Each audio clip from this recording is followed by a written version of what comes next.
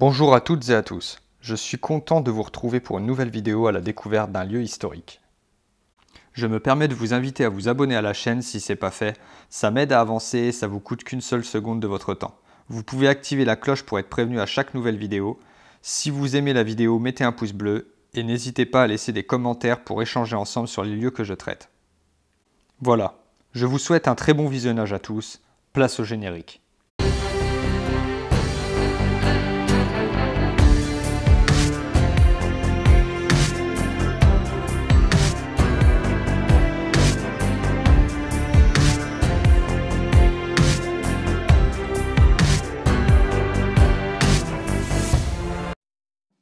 Aujourd'hui, on part en Belgique, dans la province du Luxembourg, à la frontière de la France, pour visiter l'abbaye d'Orval. Bien connue pour sa bière et son fromage réputé, cette abbaye est aussi riche en histoire.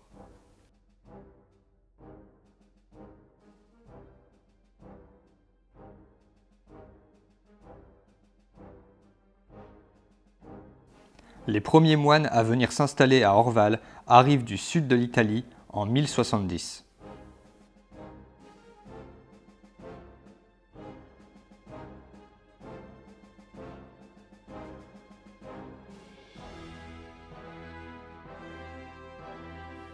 Le seigneur de l'endroit, le comte Arnoul de Chigny, leur donne des terres. L'église et les bâtiments furent aussitôt mis en chantier.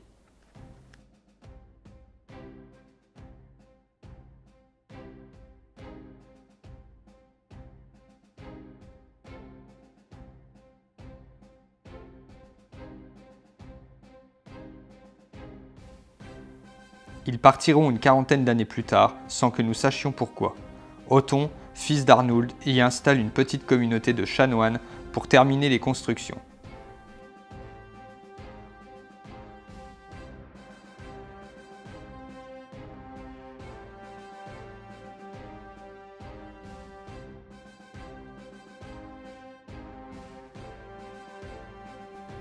L'église est achevée en 1124.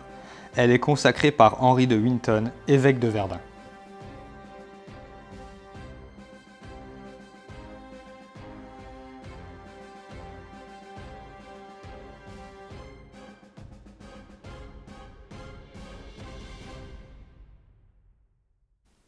Des difficultés économiques les poussent à solliciter leur rattachement à l'ordre aussitôt.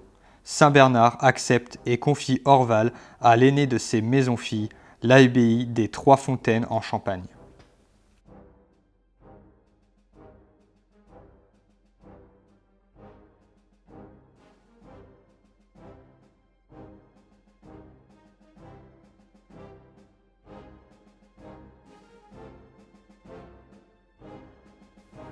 Le 9 mars 1131, 7 moines cisterciens arrivent à Orval, avec à leur tête Constantin.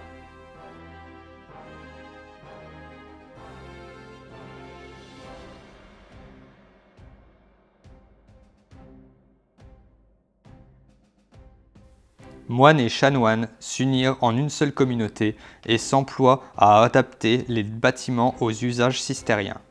La nouvelle église est achevée avant 1200.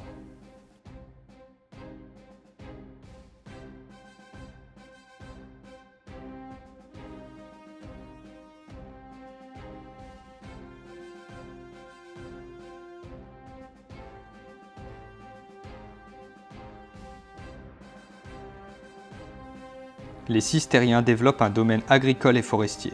Les terres qui les entourent sont pauvres, mais des petits domaines leur sont donnés comme celle de Blanche-Champagne, près de Carignan en France, ou encore Buret-Vélancy, en Meurthe-et-Moselle, qui sera le centre de l'industrie du fer des moines d'Orval.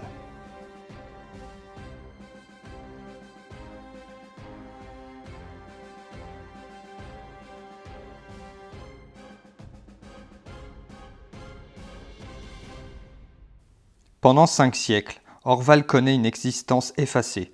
Au cours du XIIe siècle, les calamités seront souvent son lot, pour de longues périodes. Vers 1252, elle est ravagée par un incendie qui va peser sur la communauté pendant près d'un siècle.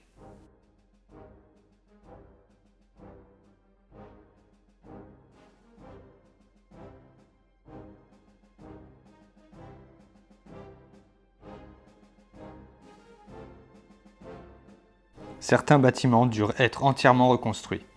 La misère fut si grave que les autorités de l'ordre sitôt envisagent la suppression du monastère.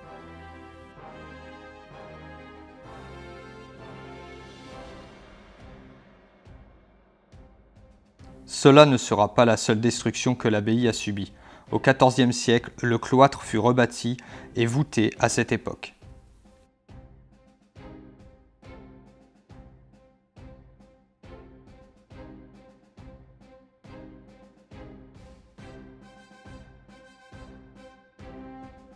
En 1637, elle est incendiée par les Huguenots, protestants du royaume de France et de Navarre. Mais sa prospérité lui permet de se relever au siècle suivant.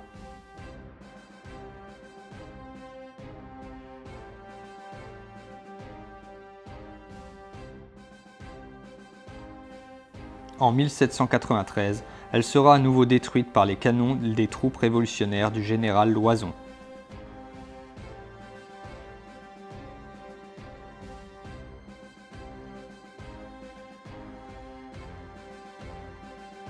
Il faudra attendre 1926 pour qu'un groupe de moines cistériens redonne vie au site en construisant une nouvelle église sur les caves du XVIIIe siècle.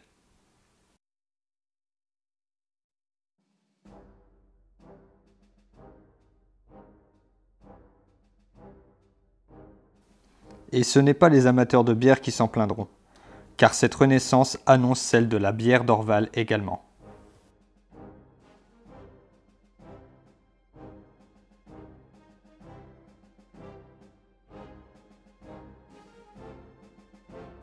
Voilà, c'est ici que se termine la visite des majestueuses ruines de l'abbaye d'Orval, chargée d'histoire, pas très tranquille.